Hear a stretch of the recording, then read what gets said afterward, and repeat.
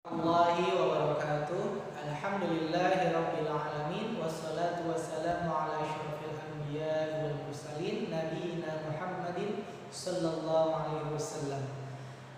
Alhamdulillah, kembali lagi bersama Mr. Mitras di pembelajaran tematik. Pada kali ini kita akan sama-sama mempelajari satu judul baru, yaitu sistem adaptasi tumbuhan atau sistem adaptasi pada tumbuhan. Nah, jadi semua makhluk hidup termasuk yang ingin kita bahas yaitu tumbuhan, itu sudah Allah ciptakan sedemikian rupa, bermacam-macam tentunya. Ada yang besar, ada yang kecil, ada yang berwarna hijau, ada yang berwarna merah, kuning, dan selainnya. Ya, ada juga yang tinggalnya itu di tanah yang sangat tandus, bahkan gurun sekalipun. Ada juga yang hidupnya di perairan, bahkan di permukaan air maupun di kedalaman air. Semua itu sudah Allah ciptakan sedemikian rupa dengan alat-alat bantunya pula. Kenapa demikian? Karena memang kalau Allah tidak menyiapkan alat-alat pendukung makhluk hidup itu untuk bertahan hidup pada tempat tinggalnya nanti, maka makhluk hidup itu akan kondisinya mati atau habis karena dia tidak dapat bertahan hidup karena alat-alat tubuhnya tidak sesuai dengan tempat tinggal dia hidup. Makanya disinilah kebesaran Allah Subhanahu Wa Taala menciptakan berbagai jenis tumbuhan, berbagai jenis tanaman, beserta alat-alat untuk tumbuhan dan tanaman itu bertahan hidup. Maka kalau kita perhatikan, berbeda antara tumbuhan yang hidup di daerah tandus, gurun sekalipun, dengan tumbuhan yang hidup di daerah perairan, rawa maupun di kedalaman dari air.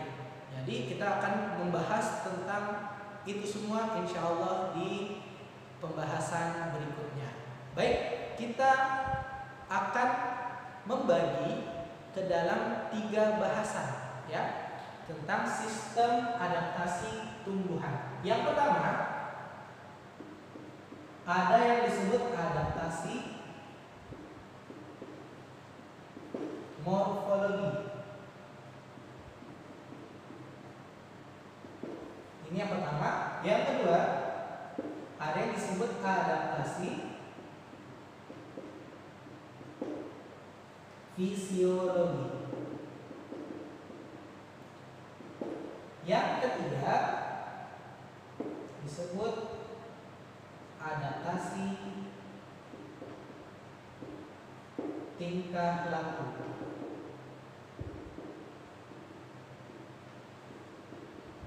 Ya, dari ketiga jenis ini 1, 2, 3, morfologi, fisiologi, tingkah laku, semuanya ini sengaja sudah Allah ciptakan sedemikian rupa. Jadi memang sudah Allah persiapkan. Kenapa? Misalkan tumbuhan kaktus itu daunnya berbentuk duri. Ya. Kenapa juga tumbuhan teratai daunnya lebar dan tipis? Ada juga kenapa kok daun-daun tersebut, contohnya pada tumbuhan jati, kenapa ketika musim kemarau daun-daunnya berguguran? Ya. Atau juga ada tumbuhan yang hidup di 4 musim, ketika musim salju dia tidak tumbuh daunnya sama sekali atau bunganya sama sekali. Tetapi ketika memasuki musim semi, dia muncul bunga-bunganya atau daun-daunnya kembali lagi. Nah, itu semua yang memang sudah Allah rencanakan, Allah ciptakan sedemikian rupa. Tugas kita adalah mempelajari semua hasil ciptaan Allah supaya kita lebih dekat kepada Allah Subhanahu wa Ta'ala. Kita akan bahas satu persatu ya tentang adaptasi yang tadi Mister sebutkan. Baiklah anak-anak Mister sekalian, kita akan membahas satu persatu tentang adaptasi secara morfologi, tentunya adaptasi pada tumbuhan ya, bukan pada makhluk hidup yang lain. Baik, kalau kalian lihat pada papan tulis ini ada 4 jenis adaptasinya. Ada xerofit yang artinya di daerah kering, ada higrofit artinya daerah lembab, yang C hidrofit daerah berair, yang D halofit daerah berkondisi garamnya tinggi. Kita akan bahas satu persatu. Jadi seperti yang tadi atau pertemuan sebelumnya Mister sampaikan, kalau memang sudah Allah ciptakan makhluk hidup terutama tumbuhan itu berbagai rupa, berbagai macam, dan juga berbagai tempat tinggalnya atau tempat hidupnya. Sudah Allah kondisikan sedemikian rupa. Jadi kita mustahil jika melihat misalkan ada tumbuhan kaktus tapi tumbuhnya di perairan, ya, atau tumbuhan teratai dia hidup di daerah gurun. Itu insya Allah bisa pastikan mustahil. Kenapa? Karena memang Allah sudah tempatkan semua jenis makhluk hidup itu ada tempat tinggalnya masing-masing, terutama tumbuhan. Karena tumbuhan itu termasuk makhluk hidup yang bersifat pasif, tidak aktif seperti manusia. Artinya ketika dia sudah hidup di satu daerah, satu tempat, dia tidak akan bisa jalan-jalan kemana-mana atau pergi ke tempat lainnya kecuali dipindahkan oleh manusia. Seperti itu ya. Nah, pertama, xerofit daerah kering.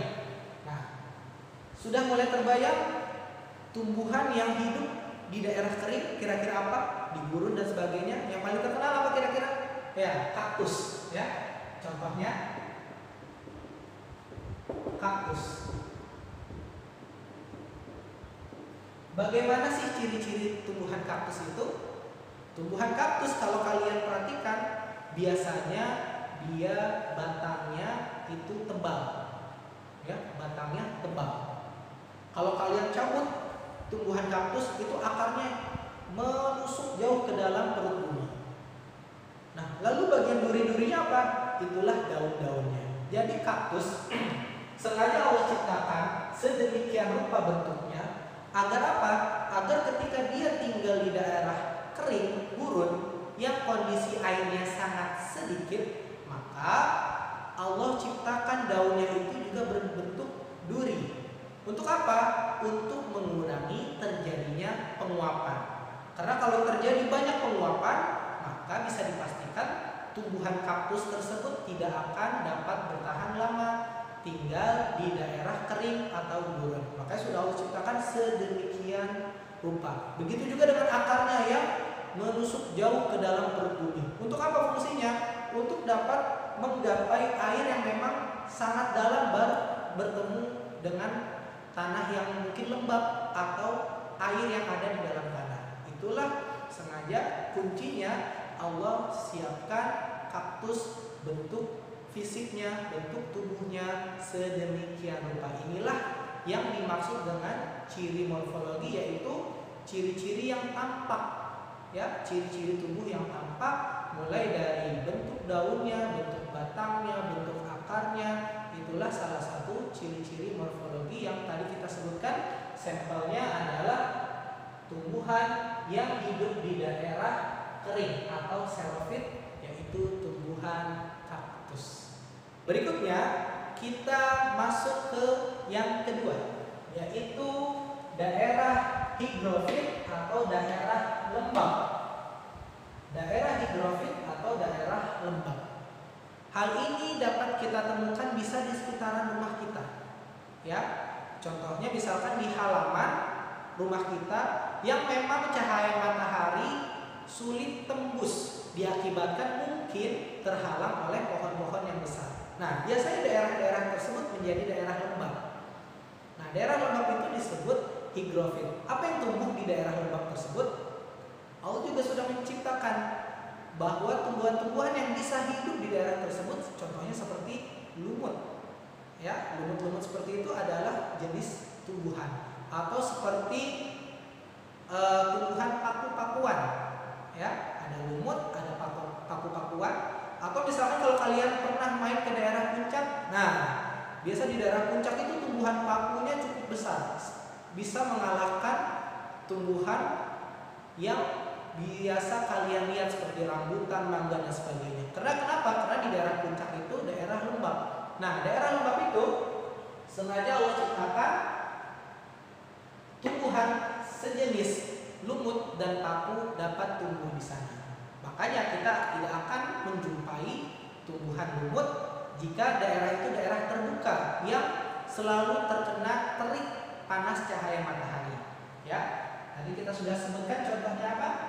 Contohnya adalah lumut dan paku.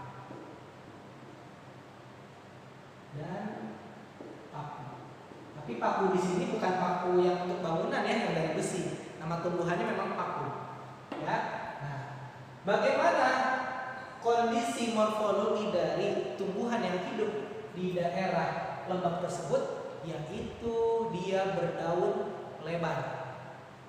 Kenapa daunnya lebar, Mister? Kenapa? Karena dengan daun yang lebar itu banyak terjadi penguapan air yang terjadi di bagian daun dari tumbuhan tersebut. Karena apa? Karena memang kondisi tempat tinggalnya banyak air, otomatis Allah ciptakan tumbuhannya berdaun-daun lebar sehingga terjadi banyak penguapan air. Agar apa? Agar tumbuhan tersebut tidak cepat membusuk. Kalau sudah membusuk berarti sudah mati tumbuhan tersebut. Itulah rahasianya kenapa Allah ciptakan tumbuhan lumut dan paku berbentuk demikian supaya dia bisa bertahan hidup di daerah yang lembab atau higrofil. Baik, kita akan membahas satu lagi, masih ada dua lagi. Nah, yang ketiga tentang tumbuhan yang hidup di daerah berair. Kalau tadi lembab, kalau lembab ini memang tanahnya sedikit basah ya, bukan sedikit basah, terus-terusan basah. Ya, kalau ini air sekalian yang biasa disebut hidrofil. Nah, tumbuhan-tumbuhan seperti ini Allah ciptakan bentuk tubuhnya itu batangnya berongga. Terus juga daunnya lebar-lebar. Apa fungsi dari batangnya supaya berongga? Atau fungsi dari kenapa batangnya itu berongga? Karena Allah sudah siapkan tempat tinggalnya memang di air. Contohnya apa? Contohnya teratai. Ya. Ada teratai, ada lagi contoh lain misalkan eceng gondok. Nah, eceng gondok. Ya. Jadi tumbuhan teratai, eceng gondok ini batang-batangnya berongga. Akibatnya kalau dia berongga berarti menyimpan udara. Kalau menyimpan udara berarti dia sangat cocok jika tinggalnya di permukaan air. Terus juga daun-daunnya lebar seperti teratai. Kalau kalian pernah lihat teratai, contohnya juga misalkan teratai yang ada di kebun raya Bogor. Ya, kebun raya Bogor itu teratainya sangat lebar-lebar daunnya. Bahkan yang lebih lebar lagi ada di daerah Amerika Selatan.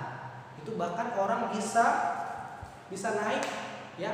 Contohnya ya anak-anak tentunya ya, bukan orang dewasa, bisa naik sampai ke daun teratainya karena saking lebarnya dan dia mampu menahan bobot anak-anak. Ya, itu sangat lebar sekali. Nah, Allah sudah ciptakan bentuk daun teratai ini lebar. Fungsinya apa? Agar terjadi lebih banyak lagi penguapan airnya. Kalau tadi di daerah lembab juga demikian, tapi kalau di daerah air daun-daunnya lebih lebar lagi. Agar apa? Agar tumbuhan tersebut tidak mudah membusuk. Kalau dia mudah membusuk berarti dia sudah mati. Makanya sengaja Allah ciptakan teratai, eceng gondok itu tempat tinggalnya di permukaan air, dan Allah juga sudah ciptakan jika bentuk tubuhnya sedemikian rupa agar dia tetap bisa bertahan hidup di daerah tersebut. Anak-anak besar sekalian, yang terakhir yaitu kita akan membahas tentang adaptasi morfologi secara halofit, ya, yaitu adaptasi yang terjadi pada tumbuhan yang tinggal di daerah berkadar garam tinggi. Kalian bisa tebak seperti apa itu daerahnya? Ya, contohnya di daerah pantai ya atau pinggir laut. Nah, daerah itu ada tumbuhan-tumbuhan yang memang Allah ciptakan hanya bisa tumbuh di situ. Karena memang Allah sudah siapkan alat-alat atau tubuhnya itu sedemikian rupa agar dia bisa tumbuh di tempat seperti itu. Contohnya apa? Contohnya bakau.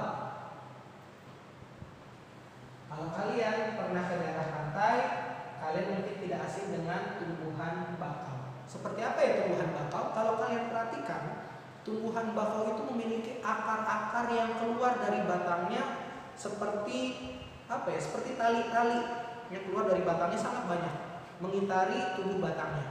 Itu yang disebut akar napas. Fungsinya apa? Sesuai dengan namanya, akar napas, untuk bernafas. Yang kedua, di dalam tubuh bakau itu sendiri, ya, di dalam tubuh bakau itu sendiri terdapat sel-sel atau terdapat enzim untuk mengekstrak air yang diserap yang mengandung kadar garam yang tinggi. Jadi, kalau di tumbuhan lain kita tidak akan menemukan bentuk fisiknya demikian, tetapi kalau di daerah pantai yang dia menghisap air yang bersifat asin, berkadar garam tinggi, maka Allah juga ciptakan tubuhnya agar bisa mengolah air yang masuk ke dalam tubuhnya. Tentunya Allah tidak akan menciptakan suatu makhluk tanpa alat-alat tubuh yang mendukung, yang memadai. Nah, itulah kemahabesaran Allah. Makanya Allah ciptakan berbagai macam jenis tumbuhan, juga alat-alat pelengkapnya agar tumbuhan tersebut dapat bertahan hidup lebih lama. Ya, itulah 4 daerah: xerofit, higrofit, hidrofit, dan halofit. 4 daerah yang sebagai tempat tinggal dari jenis-jenis tumbuhan yang berada di permukaan bumi kita ini. Makanya tentunya yang jelas kalian tidak akan dapat menemukan yang tadi Mister sampaikan di awal, tumbuhan kaktus tumbuh di daerah berkadar garam tinggi. Tidak akan kalian temukan. Kenapa? Memang Allah tidak tempatkan demikian. Atau sebaliknya, tumbuhan bakau hidupnya di daerah kering atau gurun. Tidak akan kalian temukan. Kenapa? Karena memang tubuhnya tidak sesuai dengan tempat tinggalnya. Itulah rahasianya kenapa berbagai jenis tumbuhan beragam, berwarna-warni, itu juga bentuknya pun bermacam pula. Itulah rahasianya agar kita semua sebagai manusia, sebagai orang-orang yang beriman dapat mengagumi dan mengakui bahwa memang Allah lah Sang Maha Pencipta semuanya. Ada sedikit tambahan tentang adaptasi morfologi, ya. Apa tambahannya? Yaitu beberapa jenis tumbuhan Allah ciptakan juga. Kalau tadi kita bahas atau pertemuan sebelumnya kita bahas tentang daun, batang, akar. Nah, nanti juga kita akan bahas. Nah, ada juga daun-daun khusus. Contohnya pada tumbuhan kantong semar.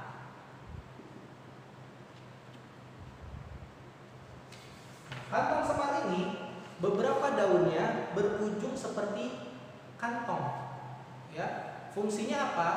Fungsinya untuk menarik serangga-serangga agar mendekati kantong tersebut, dan juga di mulut kantongnya Allah sudah siapkan alat atau cairan yang bersifat licin. Jadi ketika serangga itu hinggap di daerah tersebut, dia akan masuk ke dalam kantong tersebut yang nantinya akan dicerna oleh tumbuhan kantong semar. Kenapa? Karena kantong semar termasuk tumbuhan yang insektivora. Apa itu insektivora? Tumbuhan yang memakan serangga. Ya, tumbuhan yang memakan serangga. Ya, Allah sudah ciptakan ujung beberapa daun dari kantong semar berbentuk seperti kantong yang isinya ada cairan. cairan itu fungsinya untuk mencerna serangga yang terpleset masuk ke dalam kantong tersebut. Yang berikutnya yang khusus juga, contohnya pada tumbuhan bakau yang sebelumnya kita sudah bahas ya. Bakau karena dia tinggal di daerah yang berkondisi airnya asin, maka Allah siapkan juga berupa apa? Bakau tersebut akar nafas. Akar nafas. Agar apa?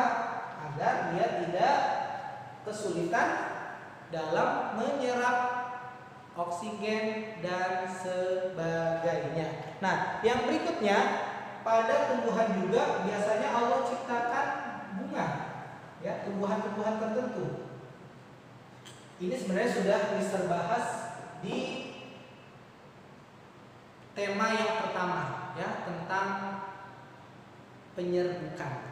Bunga, apa yang Allah ciptakan di tumbuhan itu berupa bunga, berupa apa? Berupa mahkota bunga. Ya.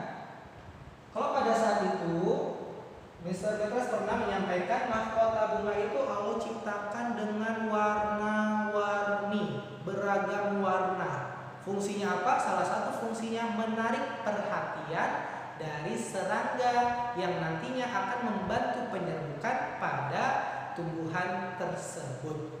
Waktu itu Mister pernah contohkan misalkan tumbuhan kembang sepatu yang mahkotanya berwarna merah. Ada juga bunga pelotokan yang berwarna ungu dan sebagainya. Ya, warna-warna itu sangat menarik bagi serangga yang memang serangga itu nantinya akan membantu penyerbukan dari tumbuhan tersebut ya. Jadi ini adalah adaptasi morfologi yang khusus yang Allah ciptakan kepada berbagai jenis tumbuhan yang ada di permukaan bumi ini, yang fungsinya sebagai penunjang hidup dari tumbuhan-tumbuhan